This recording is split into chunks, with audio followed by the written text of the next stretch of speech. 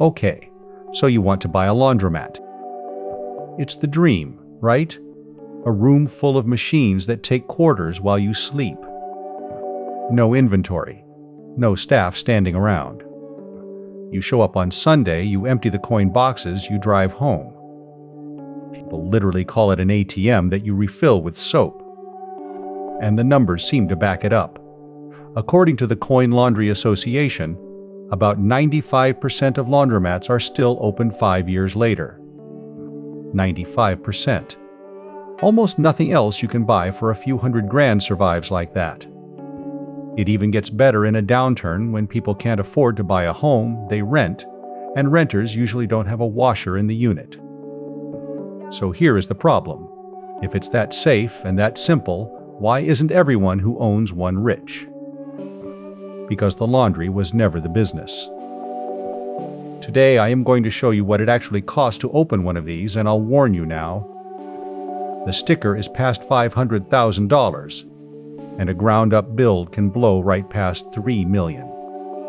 I'll show you why the soap and the water are almost free, and what you are really selling instead. And I am going to show you the strangest part of this whole industry. The single biggest laundry business in America doesn't own laundromats. Barely any. And there is a good chance it's sitting in the basement of your apartment building right now, taking a cut of every wash. We'll get there. Let's start with the coins. First myth to kill. You are not buying machines. You are building a small water and power plant that happens to wash clothes. There are roughly 30,000 laundromats in America, and almost all of them are owned by regular people, 1 or 2 stores each. Together, they pull in around $5 billion a year. This is a small owner business, not a corporate one. Which means the price to get in is a real number, not a fantasy. Buy an existing laundromat, and you are usually looking at somewhere between $200,000 and $500,000. In an expensive city, north of $1 million. Build one from scratch in an empty space, and the range gets wider and scarier, anywhere from $250,000 to well over $3 million. Why so much? Start with the machines. A typical store runs 40 to 100 washers and dryers. New, they cost about $1,500 to $5,000 each. So the equipment alone runs from $60,000 on the low end to more than $500,000. But the machines are the easy part. The reason a laundromat costs what a house costs is what's behind the walls. You've got 40 machines that all want hot water at the same moment. So you are running heavy new plumbing $20,000 to $100,000. You need a gas line fat enough to heat all that water $10,000 to $40,000. An electrical panel big enough to carry it $15,000 to $50,000. Venting for the dryers another $10,000 to $30,000. Oh, and the quarters are leaving. Most new stores now run on cards and apps, and that payment system alone is $40,000 to $80,000. Add it all up and you see why most people don't build, they buy.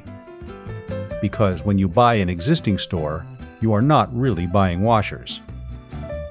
You are buying the plumbing, the gas line, the lease, and a river of coins that's already flowing. And the second you own it, the meter starts running, literally. Quick aside, because it explains everything about this business.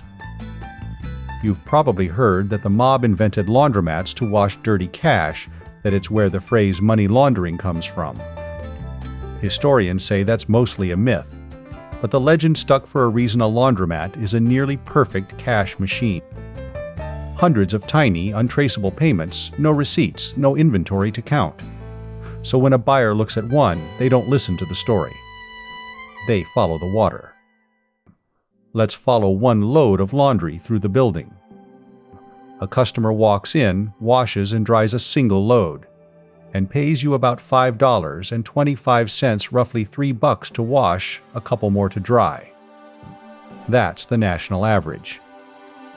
Now, how do you turn one machine into a business? Operators use a dead simple formula: number of washers times the price times how many times each machine runs in a day they call that turns times the days in the month. So take one washer, $3 a wash. A healthy store turns each machine 3, 4, 5 times a day, say 4. 30 days in the month. That one machine brings in about $360 a month. Line up 30 of them, and now you are pulling in around $10,800 a month just from the washers. Dryers stack on top. And here is a quiet truth about those dryers: they're the high-margin half of the store.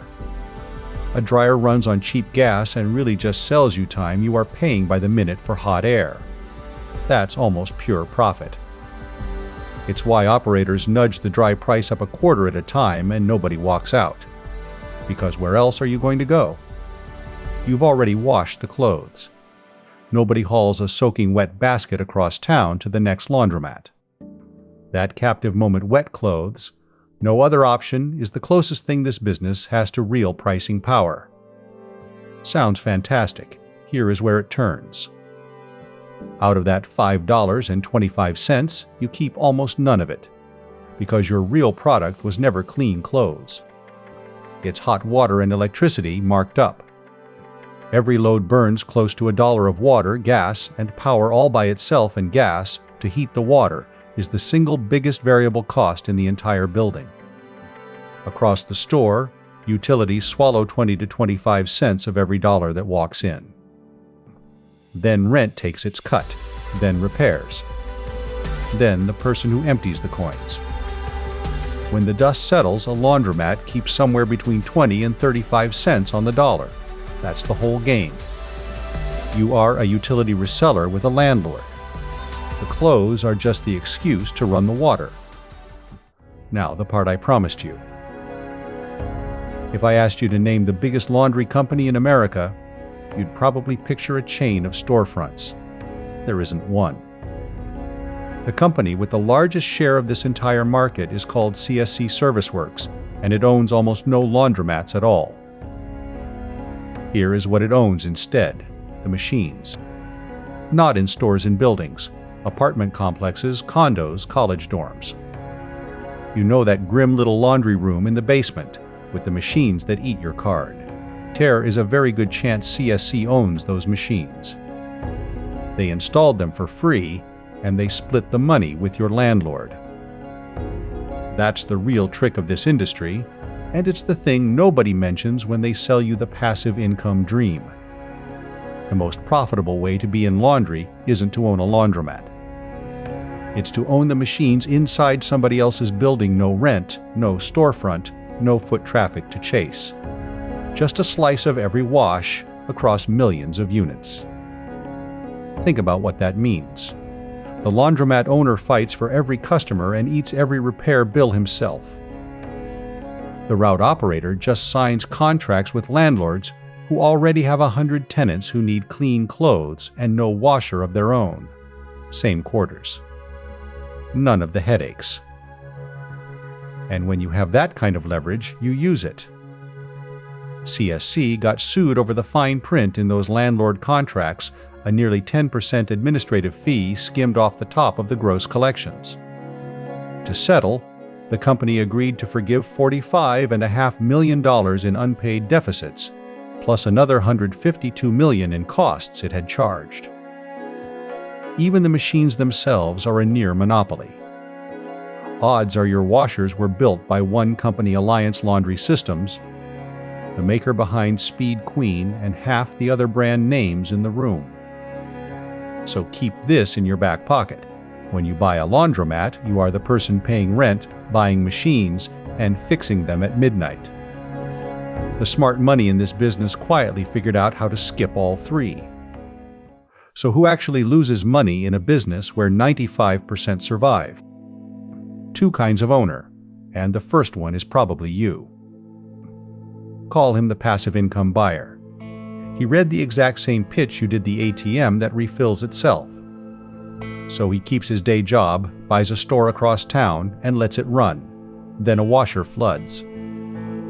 Then a dryer dies on a Saturday afternoon. Then somebody pries open a coin box.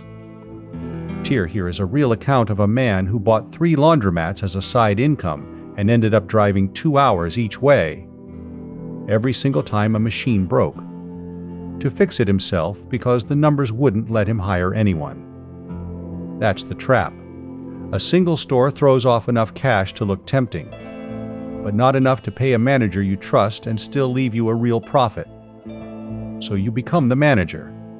The passive income quietly turns into a second job that you happen to own. The second way is slower, and it's the one that kills genuinely good stores.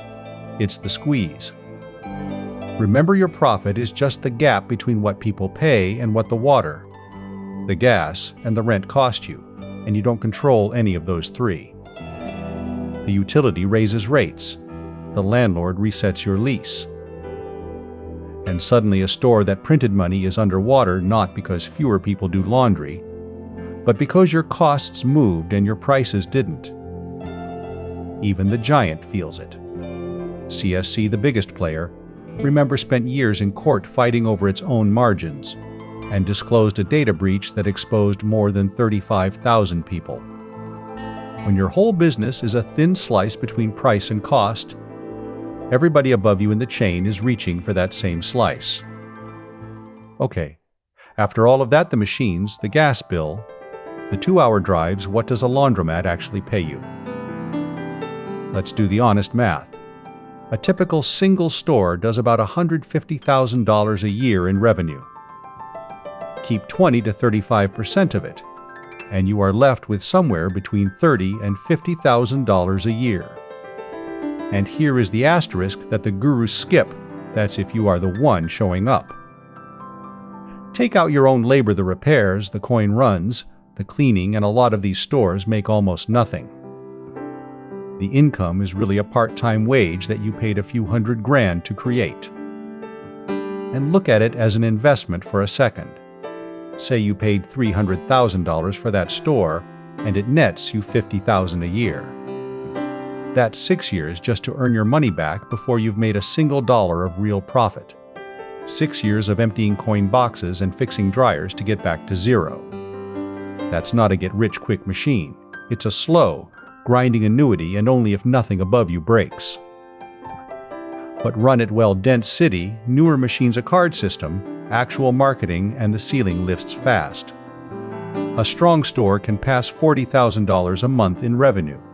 Call it $450,000 a year, throwing off well over $100,000 in profit. And when you sell, laundromats trade for about 3 to 5 times their yearly profit. And if you own the building underneath the store, that real estate can add another 25 to 40% on top of the price. Which, by the way, is the real reason a lot of people buy these, not the quarters. The dirt. Now let me show you the ceiling. In Berwyn, Illinois, Tier is a place that literally calls itself the world's largest laundromat. One location, around 150 machines, open 24 hours a day, free pizza on Wednesdays, staff working the floor.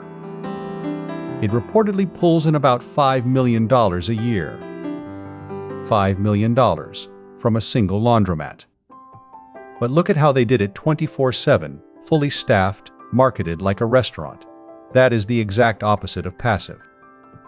The best laundromat in America isn't an ATM. It's a machine that somebody runs hard every single day. So should you buy one? If you want a safe, boring, recession-proof business, and you are willing to treat it like a job, a laundromat is one of the most durable things you can own. 95% of them are still standing after 5 years for a reason. Just don't believe the part where you sit back and collect quarters. Because the people who actually got rich in laundry all figured out the same secret. Nobody gets rich washing clothes. They get rich owning the water heater, owning the lease, and owning the machine that somebody else has to feed. The coins were never the business. They were just the part they let you see.